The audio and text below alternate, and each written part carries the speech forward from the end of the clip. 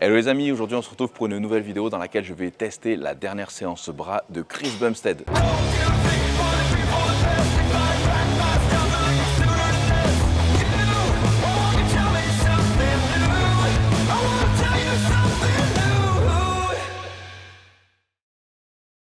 Donc Chris Bumstead, je pense que c'est plus la peine de le présenter maintenant, tout le monde le connaît, donc 3 fois Mister Olympia en catégorie classique physique.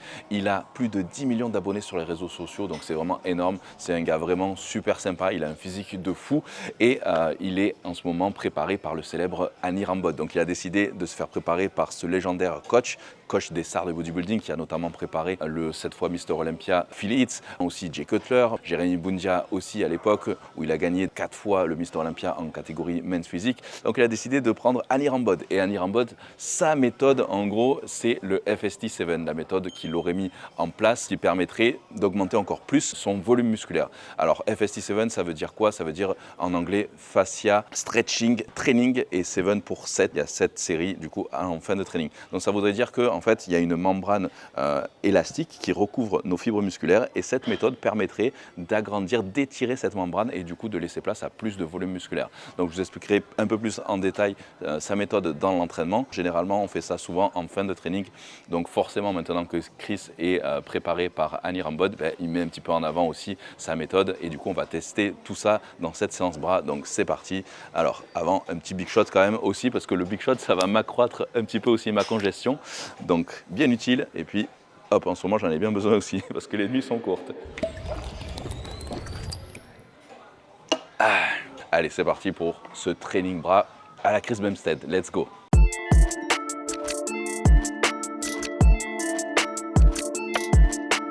Bon, c'est bon, je suis déjà échauffé, on va pouvoir faire tomber la veste. Alors dans son premier exercice, qu'est-ce qu'il fait? Dans sa vidéo, on le voit faire attraper la corde ici à moitié. Il reste quasiment debout ici, légèrement penché mais très faiblement. Et ici il fait 10 reps.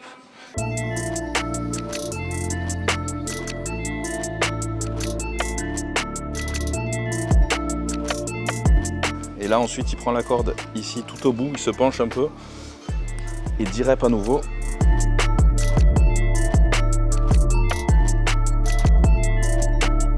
Alors du coup le deuxième mouvement, il se penche vraiment un peu plus en avant et il essaie d'aller chercher les coudes un peu plus en arrière comme ça pour aller chercher vraiment la longue portion. En fait, c'est un petit peu comme si on faisait un bar au front finalement, mais ici à la corde et debout. Donc voilà, pas mal. Du coup, il enchaîne ces 2 petits exercices sur la corde pour commencer.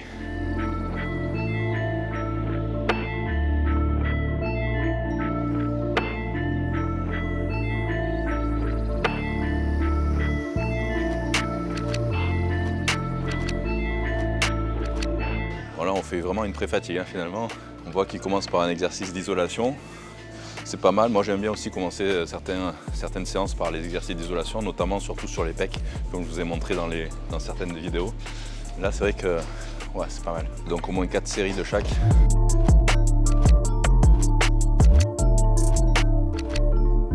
Allez, en deuxième exercice, on le voit faire du coup un exercice d'extension à la machine derrière la tête.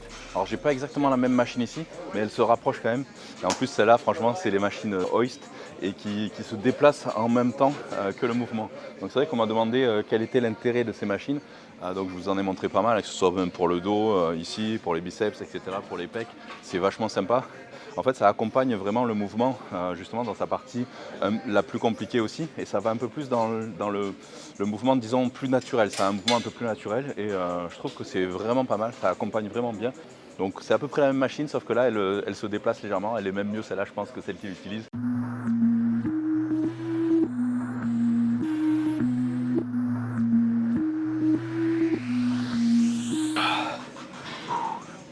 Donc là, quand on a les bras comme ça en arrière, c'est vrai qu'on travaille un peu plus la longue portion du triceps.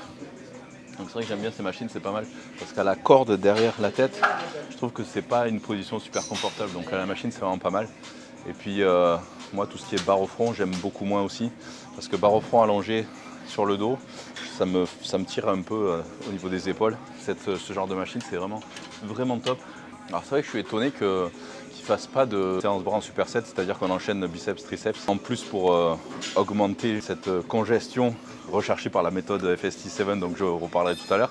Mais je pense que, étant donné qu'il s'entraîne avec un partenaire, c'est vrai que c'est plus compliqué de faire des supersets quand on s'entraîne avec quelqu'un, parce que forcément, on doit passer de l'un à l'autre, etc. Alors que si on enchaîne biceps, triceps, c'est vrai que c'est un peu plus compliqué quand on a un partenaire d'entraînement. Du coup, ça rend l'entraînement plus long, etc. Donc peut-être voilà, que c'était lié. Mais en tout cas, c'est vrai que pour la congestion, je trouve que c'est mieux de faire des supersets.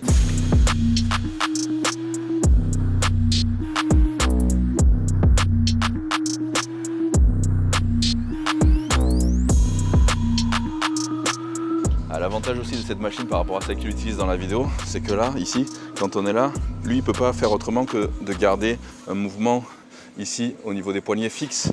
Alors qu'à la fin, ici, je suis plus libre des mouvements. Je peux écarter comme ça sur les côtés.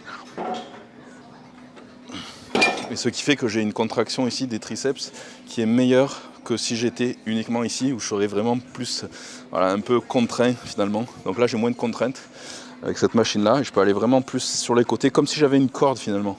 Allez, son prochain exercice, c'est les dips au poids du corps. Alors il faut savoir que Chris fait dans les 110 kg quand même, donc il est beaucoup plus lourd que moi, je suis à 95, donc forcément lui, il n'a pas besoin de lest pour faire ses dips. Moi, je vais utiliser là, la chaîne bien lestée ici, et on le voit qu'il est fait quand même très lentement aussi, donc il se focalise vraiment sur le temps sur tension, c'est ce qu'on va faire aussi.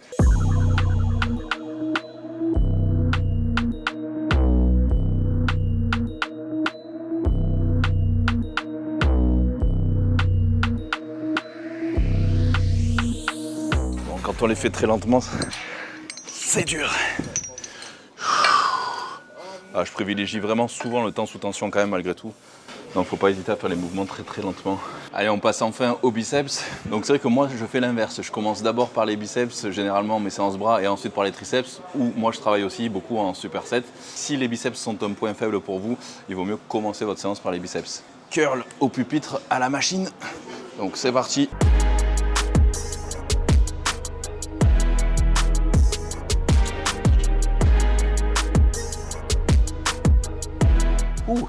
Je vais pouvoir monter un tout petit peu, mais pas beaucoup plus. Et on voit aussi que sur ces dernières séries, il fait une espèce de rep partiel en bas.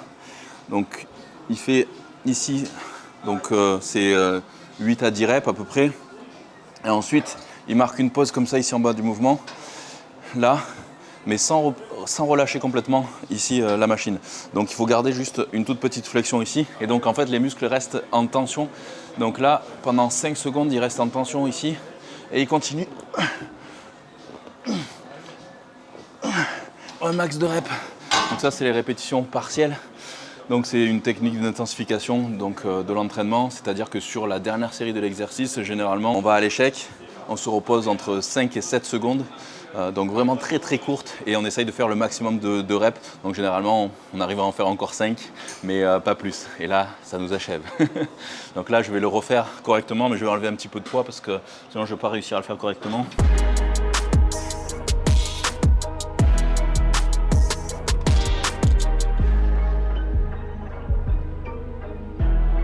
Je suis fracas, et c'est que le premier exercice. Allez, prochain exercice, donc c'est un spider curl à la barre EZ ici. Donc le spider curl, ça va être quoi l'avantage?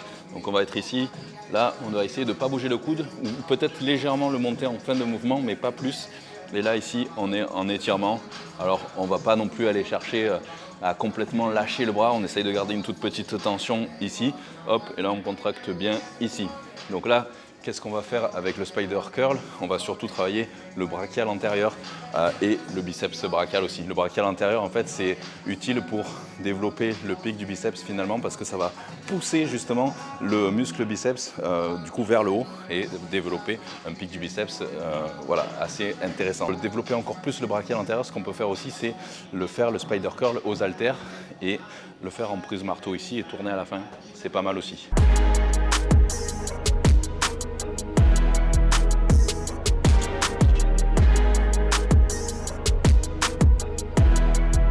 D'ailleurs, celui-là, j'aime bien le faire aussi aux haltères à un seul bras pour être plus concentré. Ici, vraiment à fond, j'ai une meilleure contraction, je sens une meilleure sensation quand je le fais à un bras haltère ici. D'ailleurs, c'est comme ça que je le montre dans mon programme Proche Évolution, le tout dernier.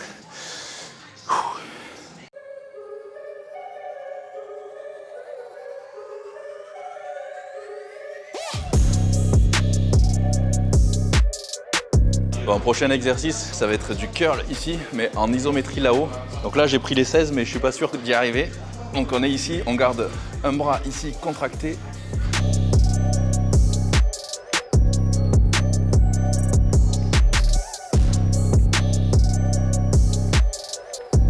Oh, ça fait mal.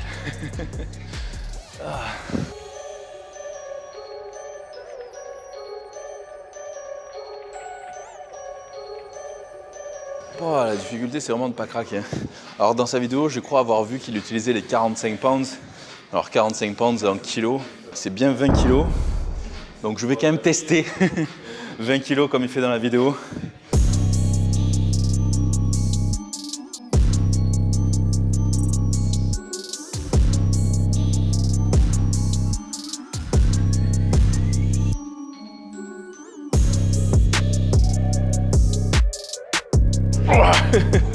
Bon, c'est faisable, mais alors j'en fais 3-4 maxi, pas plus. Sinon je vais me flinguer le dos, je vais faire... non. Puis surtout en plus en troisième exercice, c'est ça? Troisième exercice, biceps. Alors, ça fait trop pour moi en tout cas pour les faire bien. Moi, ma petite astuce, j'aime bien les faire, donc je prends beaucoup plus léger. Et là, je les mets comme ça ici en iso. Et là, ici, tac. Hop, sans poser sur les genoux. Ici. Donc comme ça, on est sûr de ne pas balancer le buste déjà. Alors c'est sûr, forcément, on ne travaille pas en amplitude complète au niveau du mouvement quand je fais comme ça. Mais par contre, on travaille dans la partie justement du biceps qu'on n'a pas l'habitude de solliciter beaucoup. Finalement, c'est cette partie-là, là où il y a le moins de tension généralement. Et du coup, là, en restant en tension jusqu'ici, on travaille la partie la plus compliquée finalement. Donc à tester. Prochain exercice, c'est le crossover au triceps ici, donc croisé ici au poulie. Donc ça, il le fait avec des poulies qui sont légèrement différentes de celle-là, et il le fait du coup avec la méthode FST7, c'est-à-dire qu'il fait 7 séries du coup de cet exercice-là avec seulement 30 secondes de récupération. Donc hop, c'est parti ici, donc pour une congestion de fou.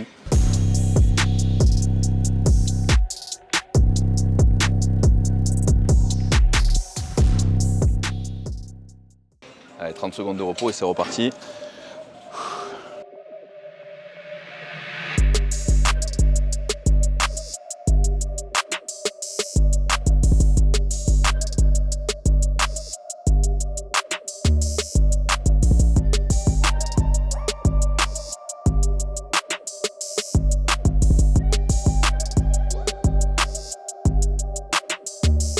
Oh, ça fait mal. Bon, et maintenant, même chose pour les biceps. Cette série aussi.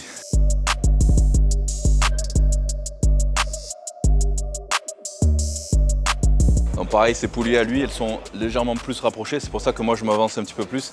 Donc c'est vrai que lui, ça fait un petit peu plus comme ça. Mais là, malheureusement, j'ai pas de poulies un peu plus proches.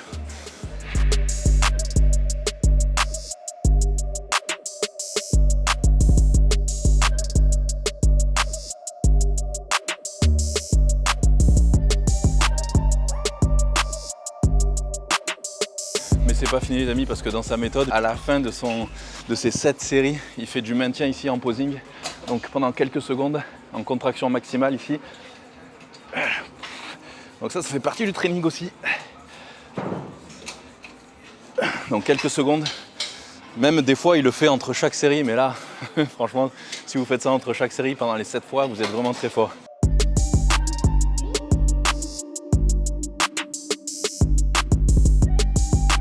Je pense que j'ai dû prendre 3 cm depuis le début.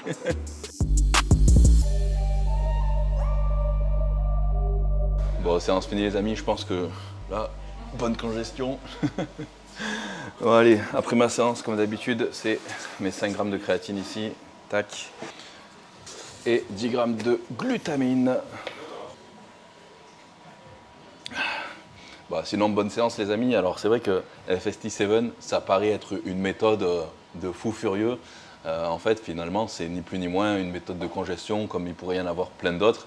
On aurait très bien pu faire un dégressif à la fin avec des temps de repos courts ou plein d'autres méthodes d'entraînement qui mènent finalement à la congestion. Donc voilà, pour moi, c'est vrai que FST7, c'est, je sais pas, c'est pas une méthode non plus miracle, quoi. Il y a rien de, c'est pas un truc révolutionnaire, on va dire. Voilà, c'est la méthode de Annie Rambod, donc qui est la star des coachs dans le bodybuilding. Donc Chris, est-ce qu'il a pris la bonne décision de prendre ce coach-là? Je sais pas. Franchement, je pense que c'est aussi, à mon avis, un peu une histoire de politique, etc.